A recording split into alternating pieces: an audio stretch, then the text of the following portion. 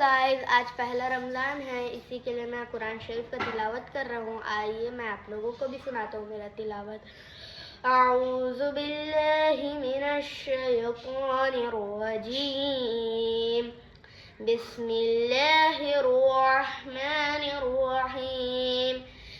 तबारकल्लज़ी बियदिहिल मुल्क वहुव अला कुल्लि शैइन क़दीर। इन्नल्लज़ी ख़लक़ल मौत वल हयात लियब्लुवकुम अय्युकुम अहसनु